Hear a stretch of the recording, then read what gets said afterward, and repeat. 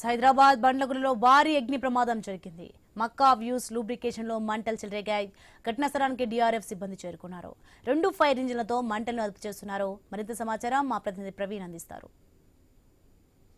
సమీపంలో మొత్తం టోల్గా చూసుకుంటే ఏదైతే ఆయిల్ షాప్ ఉంటుందో ఆ ఆయిల్ షాప్లో ప్రమాదం జరిగింది. మనం చూసుకోవచ్చు మొత్తం టోల్గా కూడా అయితే మక్కా లూబ్రికేషన్స్ మొత్తం టోల్గా ఇది ఆయిల్కు సంబంధించింది. మొత్తం టోల్గా చూసుకుంటున్నాం.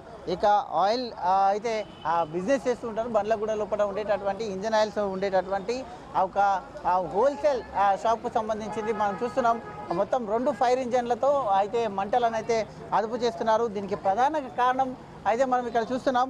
అయితే ఈ యొక్క ప్రధానంగా వైర్ ఉన్నటువంటి చూస్తున్నాం మనం. ఆ యొక్క ప్రధానమైన వైర్ ఏదైతే ఉందో ఆ వైర్ షాక్ సర్క్యూట్తోనే మొత్తం టోల్గా కూడా అయితే ఈ యొక్క పై అంతస్తులో మొత్తం అయితే భారీగా మంటలు వ్యాపించాయి. దాంట్లో మొత్తం పెయింట్స్ ఉంటుంది, ఆయిల్స్ ఉంటున్నాయి కాబట్టి చాలా ప్రమాదకరంగా అయితే హుటాహుటిన మొత్తం సమాచారం అందించారు. సమాచారం అందించిన వెంటనే మొత్తం టోల్గా కూడా అటు డిఆర్ఎఫ్ బృందాలు మొత్తం ఫైర్ సేఫ్టీ బృందాలు ఇద్దరు కూడా శ్రమిస్తున్నారు. 2 ఫైర్ ఇంజన్లతోని మనం చూసుకోవచ్చు.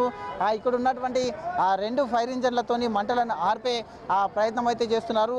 అయితే మొత్తం టోల్గా కూడా సుమారు గంట నుండి కూడా ఈ యొక్క ఫైర్ ఇంజన్లు 2 ఫైర్ ఇంజన్లతోని ఇక్కడ ఉన్నటువంటి ఈ యొక్క మంటలను ఆర్పే ప్రయత్నం అయితే చేస్తూ ఉన్నారు. అయితే మనతో పాటు దీనికి సంబంధించి మొత్తం టోల్గా కూడా దీనికి సంబంధించి మాట్లాడడానికి బ్రదర్ ఏమైంది ఇంత ప్రాబ్లం? नहीं फायर इंजन मंगाया, इमीडिएटली फायर इंजन आया. बल्लागोड़ा CI MLA साहब ऑलरेडी बहादुरपुरा MLA साहब ऑलरेडी फायर इंजन को भिजाए. बहादुरपुरा MLA साहब मुबीन साहब ऑलरेडी आयल की दुकान को भिजाए. और पलट के जो है हमारे रेवेन्यू डिपार्टमेंट के नवीन साहब उन्होंने भी आए हुए हैं. बल्लागोड़ा CI हमारे CI साहब देवेंद्र साहब उन्होंने भी आए थे. और हमारे बल्लागोड़ा CI साहब ट्रैफिक के CI उन्होंने भी आए थे. पूरा डिपार्टमेंट है यहाँ पे, पूरा काम कर रहे हैं. अभी आग को कंट्रोल में कर लिए. अभी किसी का जानी नुकसान किसी का नहीं हुआ, खाली उनका माली नुकसान हुआ समझो. जानी नुकसान कुछ भी नहीं हुआ किसका भी. कितना तक लॉस हुआ? ओनर को पूछे तो मालूम होता. अपन कैसा बोलेंगे? जिसकी प्रॉपर्टी है उन्हें बोल सकता. हम एरिया लीडर है, हम बोल सके, उन्होंने नहीं बोल सका. उन्हें बोलना पड़ता.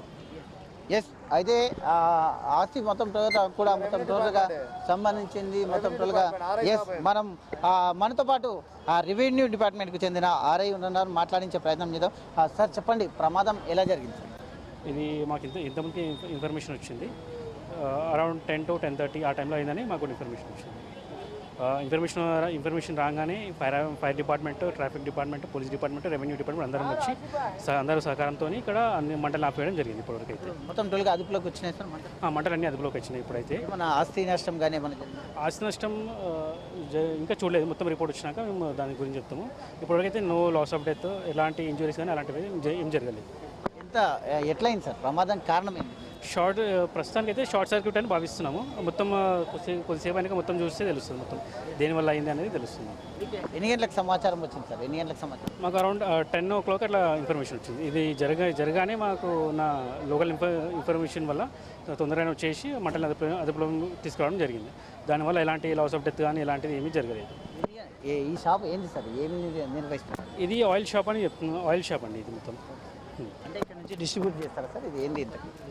అదే మొత్తం కారణాలు మొత్తం మేము తెలుసుకోవాలి. మేము ఫర్దర్ ఇన్ఫర్మేషన్ ఇంకా ఎంక్వైరీ చేస్తే మాకు అన్ని డీటెయిల్స్ దొరుకుతాయి అని దాని గురించి ఇంకా చేస్తున్నాం. అదే రిపోర్ట్.